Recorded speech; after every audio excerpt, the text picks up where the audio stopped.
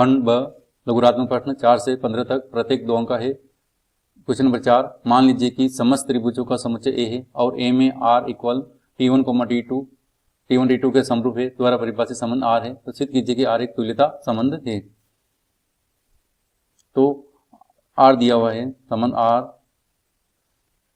Equal T1, T2 such that T1 T2 के समरूप है, ये संबंध दिया हुआ है।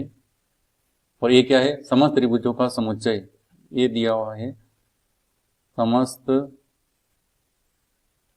त्रिभुजों का समुच्चय। अब पहले समतुल्यता संबंध सिद्ध करने के लिए समतुल्य सिद्ध करना पड़ेगा। तो नंबर 1 समतुल्य सिद्ध करते हैं। समतुल्य माना T1 बिलोंग्स टू ए, समतल में ए क्या है? समतल में त्रिभुजों का समुच्चय है। अब क्या आ जाएगा? T1 R T1 या T1, T1 के समरूप है, T1 के समरूप है। अतः प्रत्येक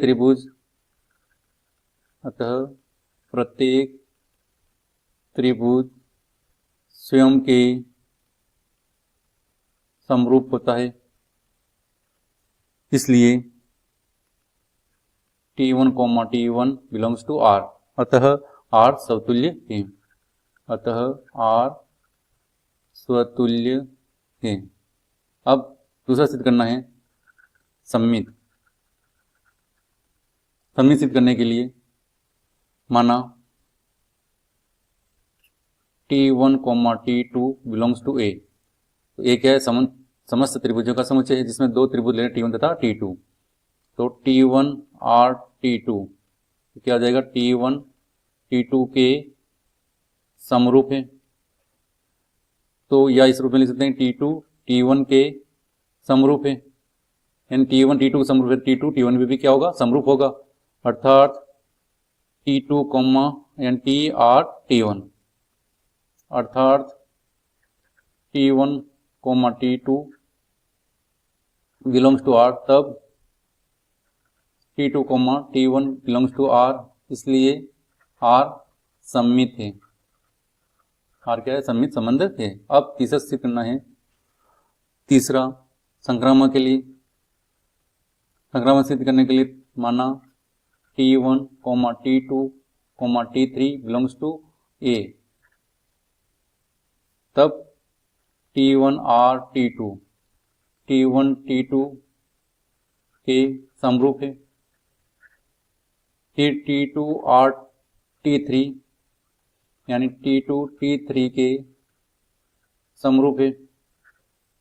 तब यानी T1 T2 के समरूप त्रिभुज है, तो और T2 T3 के समरूप है, तो T1 और T3 भी क्या होगा? समरूप होंगे दोनों त्रिभुज। तो T1, T3 भी समरूप होंगे, इसलिए T1, T2 belongs to R, T2, T3 belongs to R, तब मान प्राप्त हो रहा है कि T1, T3 belongs to R। अतः R संक्रामक है। तो यहाँ समतुल्य भी है, सममित भी और संक्रामक भी है, इसलिए यहाँ R एक तुल्यता संबंध है। R क्या होगा? एक तुल्यता संबंध है। ये सिद्ध करना है, हैंड्स प्रूफ। अगला सवाल है, आयु A बराबर 1, 5, 6, 7 के लिए सत्यापित कीजिए कि A प्लस A' एक सममित आयु तथा A माइनस A' एक विषम सममित आयु है। तो A दिया हुआ है 1, 5, 6, 7 और A' निकालना है। तो पंक्ति को तो 1, 5 फिर आ जाएगा 6 और 7। अब सर्वप्रथम सममित आयु के लिए हल कर रहे हैं। सममित आयु A प्लस A', इसका मान निकालने हैं। A का मान तो है 1, 5, 6, 7 प्लस A' का मान आया 1, 6, 5 और 7। संगत आयु जोड़ देंगे तो 1, 1 कितना हो गया? 2, 5 और 6 कितना हो गया? 11, 6 और 5 कितना हो गया? 11 और 7, 7 कितना गया? 14 बराबर P आयु माना। अब P' का मान निकाल लेते हैं। P' बराबर पंक्ति को समझ 2, 11 फिर 11, दूसरी पंक्ति 11 और 14 बराबर P' किससे बराबर हो गया? P के। इसलिए P बराबर A प्लस A डैश एक सममित आव्यूह है। दूसरा है विषम सममित आव्यूह के लिए विषम सममित आव्यूह, इसके लिए हल कर रहे हैं। क्या है A माइनस A डैश, तो A तो है अपने पास 1 5 6 7 माइनस A डैश का मान प्राप्त हुआ था 1 6 5 और 7। सरल कर लेते हैं। 1 में से गया कितना गया 0, 5 में से गया माइनस 1 आ गया, 6 में से 5 गया प्लस का 1, 7 में 7 गया कितना गया 0 बराबर Q माना। अब Q डैश का मान निकाल लेते हैं। Q डैश बराबर पंक्ति को इस तरह में बदलेंगे क्या है 0 माइनस 1 1 0 आ जाएगा। अब यदि इसमें से माइनस कॉमन ले लें तो 0 माइनस के प्लस का बन जाएगा माइनस 1 बन जाएगा, और माइनस करके प्लस का 1 और 0 का 0 आएगा। ये वापस ये वाला मान प्राप्त हो गया तो किसके बराबर है Q के बराबर, तो माइनस Q। इसलिए Q डैश बराबर क्या आ रहा है माइनस Q आ रहा है। अतः A माइनस A डैश एक विषम सममित आव्यूह है, विषम सममित आव्यूह है। अगला सवाल है, यदि A बराबर माइनस 2 4 5 B बराबर 1 3 माइनस 6 है तो सत्यापित कीजिए कि AB का होल डैश बराबर B dash into A dash. तो मान दिया हुआ है A इक्वल माइनस 2 4 और 5 है, तो A डैश का मान क्या आ जाएगा, पंक्ति को स्तंभ में आ जाएगा तो माइनस 2 4 और 5। इसी प्रकार B दिया हुआ है 1 3 और माइनस 6 दिया हुआ है, तो B डैश का मान आ जाएगा 1 3 और माइनस 6, पंक्ति स्तंभ के रूप में लिख देंगे।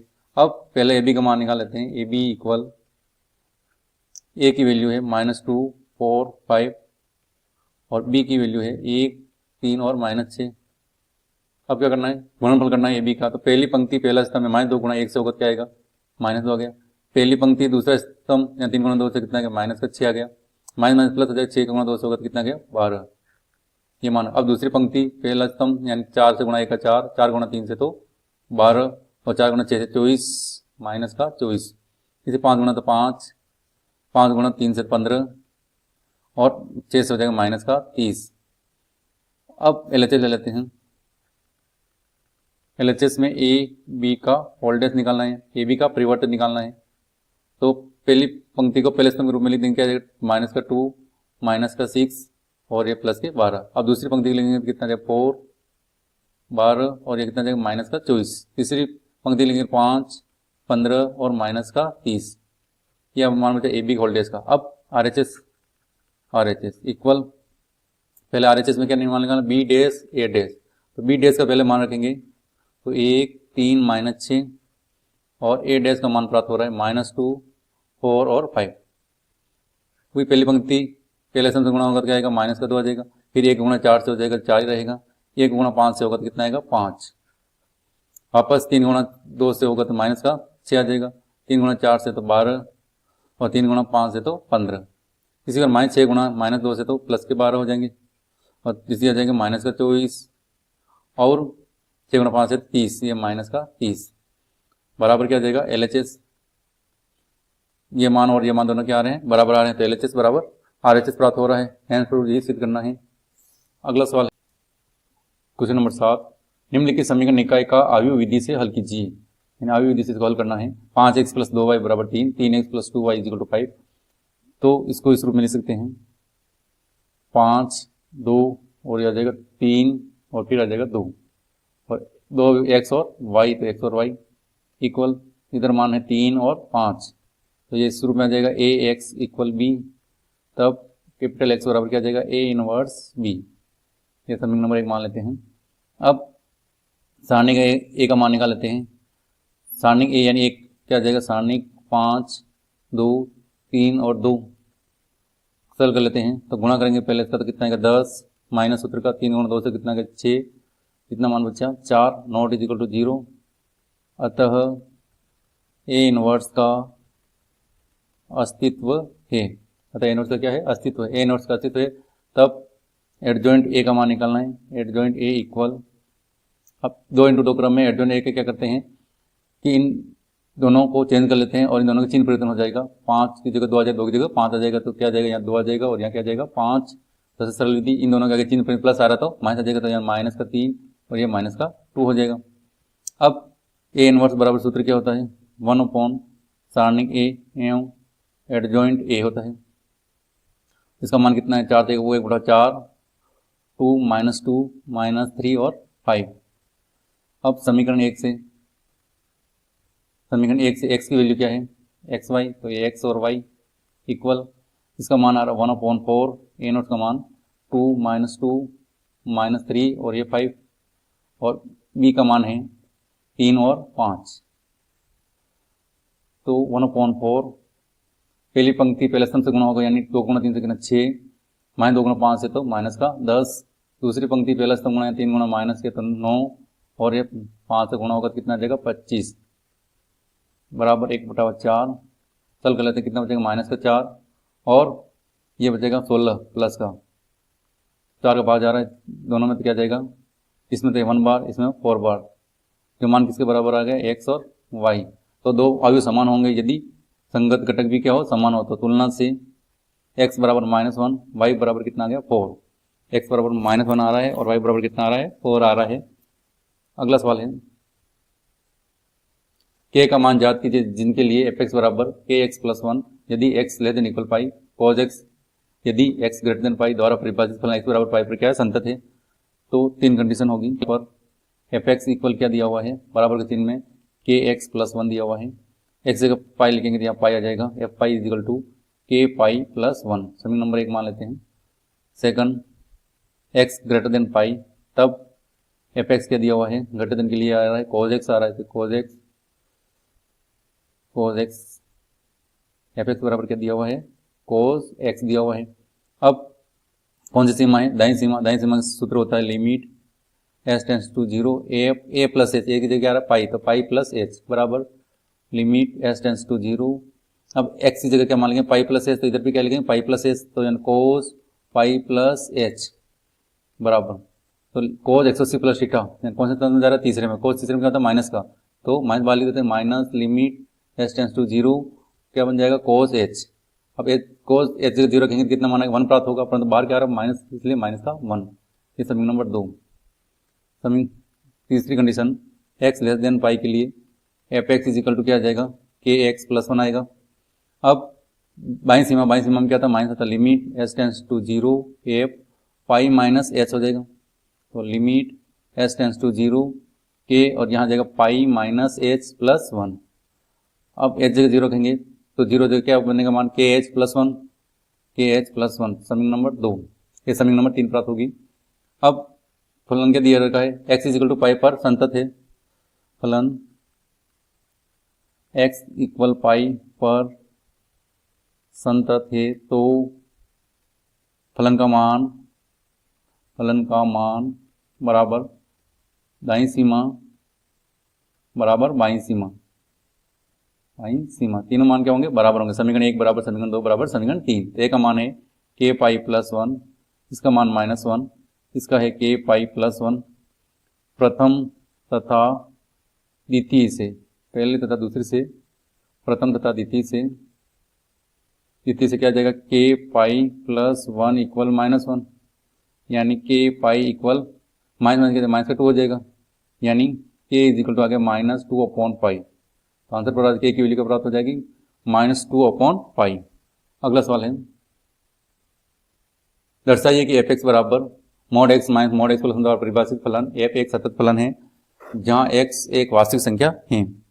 तो माना fx इज इक्वल टू दे रखा है mod x minus mod x plus 1, माना gx इक्वल mod x मान रहे हैं, और hx is equal mod x plus 1 ये मान रहे हैं। अब यहाँ gx तथा hx दोनों ही फलन संतत है, gx तथा hx दोनों क्या है, संतत फलन है। इसलिए इनसे बने फलन का अंतर भी इनसे बने फलन का अंतर भी संतत होगा। तो क्या लिख सकते हैं, f x is equal to mod x minus mod x plus 1 भी संतत है, क्योंकि दो संतत फलनों का अंतर भी संतत होता है। अतः एफ एक्स बराबर mode x minus mod x plus 1 द्वारा परिभाषित फलन एफ एक संतत फलन है। अगला सवाल है, यदि y बराबर साइन इनवर्स एक्स है तो दर्शाइए कि 1 minus x square d square upon d x square minus x d y upon d x equal 0 है। तो दिया है y is equal to sine inverse x और सिद्ध करना है 1 minus x square d square upon d x square minus x d y upon d x equal 0 लाना है। अब y बराबर साइन इनवर्स एक्स है, दोनों पक्षों का एक्स के सापेक्ष अवकलन, एक्स के सापेक्ष अवकलन करने पर तो ये हो जाएगा डी वाई, वाई का तो d y upon d x equal sine inverse x का होता है 1 upon root 1 minus x square. अब दोनों क्रॉस गुणा कर लेते तो root 1 minus x square d y upon d x equal क्या जाएगा, 1 आ जाएगा। अब दोनों पक्षों का क्या करें, वर्ग करने पर, वर्ग करेंगे तो रूट हट जाएगा तो 1 माइनस एक्स स्क्वायर, ये हो जाएगा d y upon d x का होल स्क्वायर इक्वल 1। अब पुनः एक्स के सापेक्ष अवकलन, करने पर, तो एक्स के सापेक्ष अवकलन करेंगे तो पहले 1 माइनस स्क्वायर इसको स्थिर रखा, यू डॉट वी से इसको स्थिर रखा, तो d y upon d x का होल स्क्वायर अवकलन होगा, पहले घात होगा तो 2 आगे जाएगा और ये d y upon d x into, अब d y upon d x पुनः अवकलन होगा तो d square y upon d x square plus, अब ये हो जाएगा d y upon d x का होल स्क्वायर स्थिर रहा और इस 1 माइनस स्क्वायर अवकलन 1 का तो 0 माइनस एक्स स्क्वायर का अवकलन कितना आएगा 2x बराबर, इधर 1 का अवकलन कितना होगा 0, तो 1 minus x square 2 d y upon d x into d square y upon d x square minus 2x, यह आ जाएगा d y upon d x का होल स्क्वायर इक्वल 0। अब दोनों पक्षों में किसका भाग देने पर 2 d y upon d x का भाग देने पर, भाग देंगे 2 d y upon d x हट जाएगा, क्या मान बचेगा 1 minus x square d square y upon d x square minus 2 कट जाएगा, एक d y upon d x घात 1 बचेगी तो क्या मान बचेगा, एक एक्स बच रहा है, एक d y upon d x बच रहा है बराबर 0 बाद 0 आएगा और ये सिद्ध करना है H P and rule. Question number 12, फलन समाकलन sine 2x cos 2x upon root 9 minus cos 4 2x dx का मान ज्ञात कीजिए, इक्वल समाकलन sine 2x cos 2x upon root 9 minus cos 4 2x और dx। तो माना cos स्क्वायर 2x बराबर t मान रहे हैं, x के सापेक्ष अवकलन करने पर, अवकलन करेंगे तो घात आ गई, यह आ जाएगा घात एकम हो जाएगी cos 2x इंटू, अब cos का अवकलन माइनस साइन 2x हो जाएगा, फिर 2x का वापस अवकलन क्या आएगा 2 और ये dx is equal to dt, तो ये आ जाएगा माइनस 4 2 का 2 4 minus sine 2x cos 2x dx is equal to dt, तो माइनस 4 का भाग दे देंगे क्या मान प्राप्त हो जाएगा sine 2x cos 2x dx is equal to minus 1/4 dt। तो इसमें मान देंगे sign 2x cos 2x dx का क्या लिखना है माइनस 1/4 dt। तो i बराबर समाकलन 1 अपॉन, ये तो बाहर 1/4 तो बाहर आ जाएगा माइनस का, और रूट में मान बचा रूट 9 को क्या लिख सकते 3 का स्क्वायर माइनस कोस की घात 4 और माना कोस स्क्वायर 2x पर टी माना तो क्या बन जाएगा टी स्क्वायर बन जाएगा, टी स्क्वायर और ये dt। तो i बराबर माइनस 1/4 समाकलन 1/रूट 3 का स्क्वायर माइनस t का होल स्क्वायर और ये dt। कौन सा सूत्र लगेगा, सूत्र समाकलन 1/रूट a square minus x square d x is equal to क्या होता है sine inverse x upon a plus c. तो a की जगह मान कितना आ रहा है 3 और t की जगह मान t आ रहा है, तो क्या लिखते हैं x की t आ रहा है, तो i बराबर क्या मान बचा साइन इनवर्स और एक्स की वैल्यू क्या है, टी है, और ए की जगह का मान कितना है, 3 है, और 1/4 बाहर है तो -1/4 और ये प्लस सी, तो ये आ जाएगा -1/4 साइन वर्स टी की वैल्यू क्या थी, टी माना अपन ने cos स्क्वायर 2x को, तो ये cos स्क्वायर 2x/3 प्लस सी, या इसके शुरू में -1/4 साइन वर्स 1/3 cos square 2x plus c. अगला सवाल है, प्रथम चतुर्थांश में वक्र y square equal to 9x, x बराबर 2, x बराबर 4 एवं x अक्ष से घिरे सेक्टर का क्षेत्रफल ज्ञात कीजिए। कौन सा चतुर्थांश में, प्रथम चतुर्थांश में y स्क्वायर बराबर कितना है, एक तो 9x है, और रेखा है x बराबर 2, x बराबर 4, और x अक्ष से घिरे सेक्टर का क्षेत्रफल निकालना है, x डैश y और y डैश। अब यहाँ परवलय कौन सा है, y square equal to 9x, तो इस प्रकार बनेगा, इस एक्स के अनुदिश होगा। अब पहला x बराबर 2, तो 1 और 2 3 और इस प्रकार 4 हो जाएगा, 2 वाली x बराबर 2 की रेखा ये जाएगी x बराबर 2, ये तो हो गई x बराबर 2 की रेखा। अब x बराबर 4 की रेखा ये हो जाएगी x बराबर 4। अब यहाँ इस बिंदु के निर्देशांक तो क्या हो जाएंगे, इस बिंदु के निर्देशांक हो जाएंगे 2,0 और इस बिंदु के निर्देशांक हो जाएंगे 4,0। अब प्रथम चतुर्थांश में ज्ञात करना है तो कौन सा आएगा, ये ऊपर वाला पार्ट आ जाएगा, तो लिमिट होगी 2 से लेकर कहाँ तक, 4 तक, और ये छायांकित भाग का क्षेत्रफल निकालना है। तो प्रथम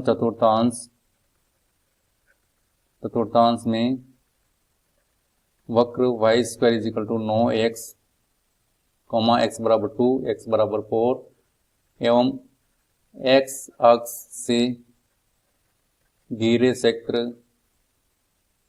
का क्षेत्रफल बराबर समांगल, लिमिट कहाँ से कहाँ तक आएगी, 2 से लेकर कहाँ तक है, 4 तक है, और x पे लेते y डॉट dx, तो लिमिट 2 से 4, y की वैल्यू क्या है, वर्गमूल हो जाएगा √3, √9x है तो क्या जाएगा, 9 का वर्गमूल 3 तो बाहर आ जाएगा, और यहाँ √x यानी घात कितनी 1/2 और ये dx 3।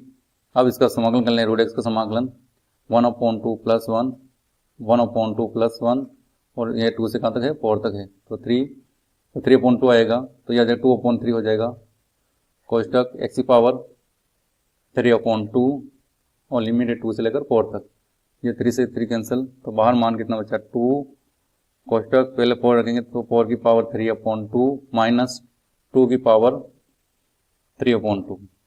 अब 4 के 2 की पावर 2 लिख सकते हैं, और होल का 3/2 माइनस 2 की पावर 3/2, यहाँ 2 से 2 कैंसिल हो जाएगा, 2 की पावर 3 यानी कितना आ जाएगा 8, 2 तो बाहर है, और ये कितना आ जाएगा 2 की पावर 3 यानी 8 माइनस ये आ जाएगा 2√2, 2 का अंदर गुणा कर लेते हैं तो क्या जाएगा 16 माइनस 4√2 वर्ग इकाई, तो इसका क्षेत्रफल आ जाएगा, छायांकित भाग का क्षेत्रफल 16 माइनस 4√2 वर्ग इकाई।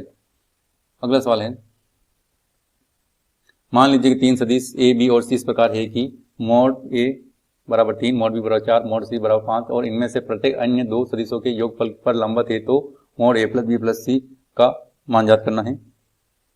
तो क्या है, दिया हुआ है सदिश a का मापांक 3, सदिश b का मापांक 4, सदिश c का मापांक कितना है 5 है, और इनमें से प्रत्येक अन्य 2 सदिशों के योगफल पर लंबवत है, लंबवत यानी a डॉट b 0, जैसे a सदिश b सदिश प्लस c सदिश के योगफल का डॉट गुणनफल कितना है 0। इसी प्रकार जैसे b सदिश है c सदिश प्लस a सदिश के योगफल के लंबवत है तो ये 0। इसी प्रकार c सदिश a प्लस b इक्वल कितना है 0 है।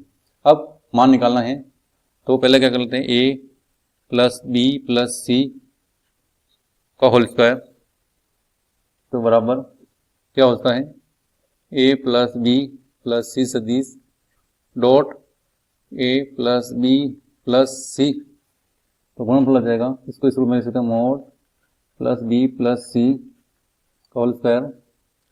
अब इसका a से इस a का गुणा इससे b प्लस c से हो जाएगा, तो क्या लिख सकते हैं a डॉट a का गुणा a से प्लस a गुणा b प्लस c लिख सकते हैं डायरेक्टली, तो a dot b plus c plus इसी प्रकार b का गुणा b और a c साथ में रख दें तो क्या b dot a plus c सदिश प्लस b से गुणा हो जाएगा b डॉट b इसके बाद सी का गुणा ए प्लस बी से, तो क्या सी से D dot A plus B, और फिर सी का गुणा से हो जाएगा तो सी डॉट सी, तो मान आ जाएगा, इधर से चलता रहेगा, इधर ये डॉट है यानी मॉड ए का होल स्क्वायर प्लस इसका मान कितना देगा 0 प्लस इसका भी 0, ये मॉड बी का whole square plus 0 plus mod c का होल स्क्वायर, ये मान प्राप्त होगा a plus b plus c का होल स्क्वायर के, तो a plus b plus c का होल स्क्वायर इक्वल मापांक ए का मान कितना 3, 3 का वर्ग कितना जाएगा 9, मापांक बी का होल स्क्वायर 4 है, 4 का वर्ग कितना जाएगा 16,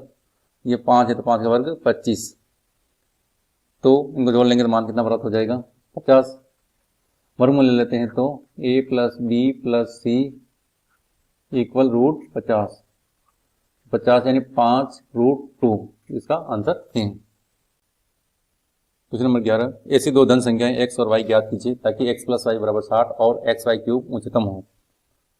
तो यहाँ दो धन संख्या x और y का मान ज्ञात करना है ताकि x प्लस वाई इक्वल 60, यहाँ x की वैल्यू निकालने पर क्या जाएगा 60 माइनस वाई, समीकरण नंबर 1 मान लें, और एक्स वाई क्यूब उच्चतम हो तो माना गुणा है तो p माना प्रोडक्ट p इजिकल टू क्या है एक्स वाई क्यूब है।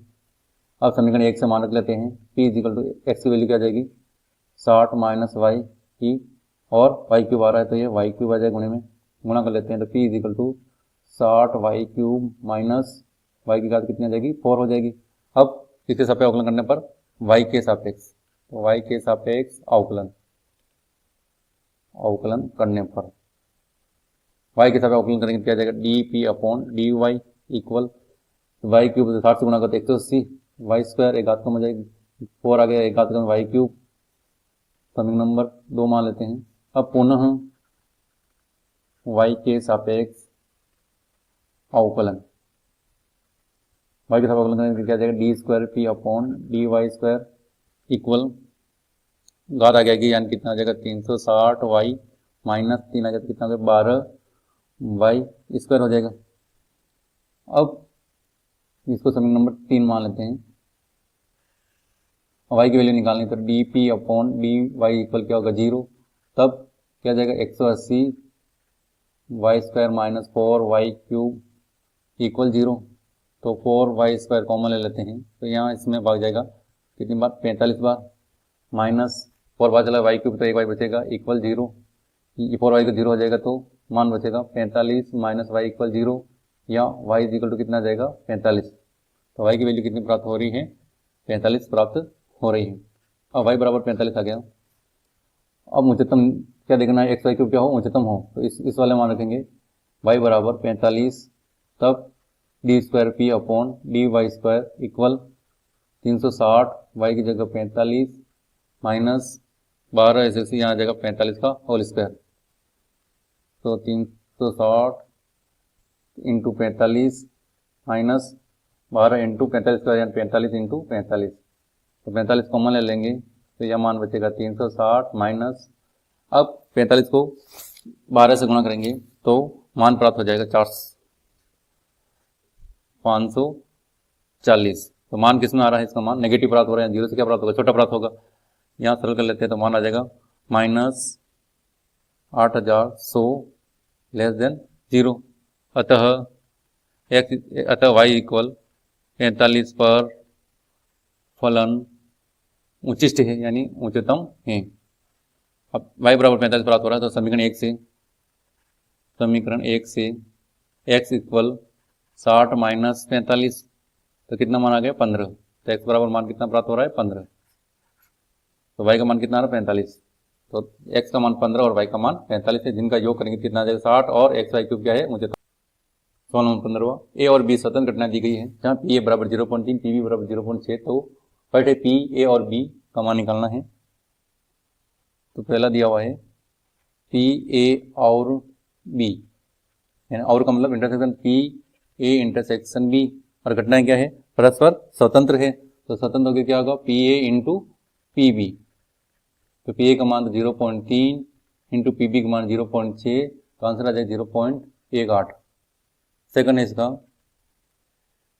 पी, यहाँ पी ए या बी, और यहाँ पी ए और बी नहीं, और यहाँ है पी ए और बी में कोई भी नहीं, तो पी ए या बी, तो यह आ जाएगा पी ए या बी इक्वल पी, या का मतलब union a union b equal सूत्र हो जाएगा p a plus p b minus p a intersection b बराबर, तीनों का मान है, पी ए का मान 0.3, पी बी का मान 0.6 माइनस पी ए इंटरसेक्शन का मान 0.18, तो ये मान आ जाएगा 0.9 माइनस 0.18 बराबर, सरल करेंगे तो 0.72।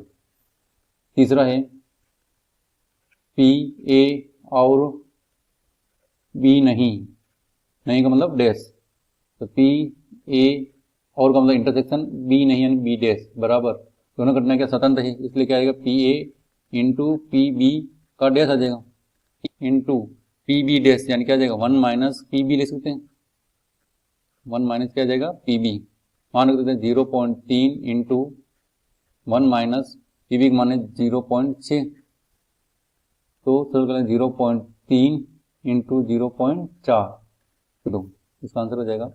चौथा है पी ए और बी में कोई बी नहीं, यानी दोनों में नहीं, तो क्या आ जाएगा पी ए डैश और यानी intersection b dash, De Morgan प्रमेय के अनुसार ए यूनियन बी का होल डैश यानी क्या लिख सकते हैं 1 minus p a union b, तो 1 minus p a union b का मान कितना आ रहा है 0.72, घटा देंगे तो मान कितना आएगा 0.28, ये इसका आंसर है।